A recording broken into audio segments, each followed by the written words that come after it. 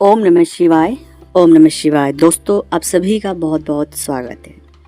जब भी जीवन में कुछ चीज़ें ऐसी घटित हो जिन पर आपको बहुत गौर करने की आवश्यकता है कि राहु बर्बाद कर देगा। राहु एक ऐसा ग्रह है जो हमारे जीवन में जितनी सारी चीज़ें चल रही है उन चीज़ों को बद से बदतर कर देता है। दूसरा पहलू भी है इसका, ये मतलब नहीं कि राहु नकारात्मक ही प्रभाव देता है।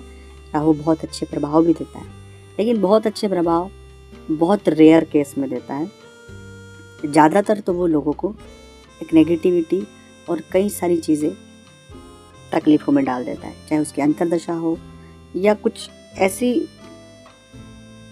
कुंडली में सिचुएशनें बन जाती है जिस वजह से परेशान करता है। तो ये जो चीज़ें मैं आपको बता रहा हूँ, इन चीज़ों को बहुत बारीकी से समझ लो। राहु, गले से ऊपर का भाग राहु का होता है, क्योंकि शरीर में हर एक अंग सूर्य का भी होता है, मस्तिष्क, विचार, मन, चंद्रमा का भी होता है, लेकिन उसका जो भाग है राहु और केतु का भाग है धड़ा और राहु का सर है। तो सबसे पहली बात होती है कि राहु अगर आपको तकलीफ़ों में डाल रहा है तो आपकी जो सोचने की क्षमता है, जो विचार, वो शून्य हो जाते हैं। शून्य होने का मतलब है कि हम कुछ अच्छा सोच ही नहीं पाते, बहुत नेगेटिव हो जाते हैं, बहुत ओवर थिंक करने लग जाते हैं, किसी काम में हमारा मन नहीं लगता, हम उच्चाव टर्न जिसे कह देते हैं, हम जगह छोड़कर कहीं और जाना चाहते हैं, हमें चीज़ें समझ ही नहीं आती, हमें खुद पर अविश्वास हो जाता है, हम बहुत कंफ्यूज हो जाते हैं, कई बार बहुत डिप्रेस, बहुत बार तनाव और ऐसी सिचुएशन हो जाती है कि हमें समझ ही नहीं आ रहा कि हम क्या करें।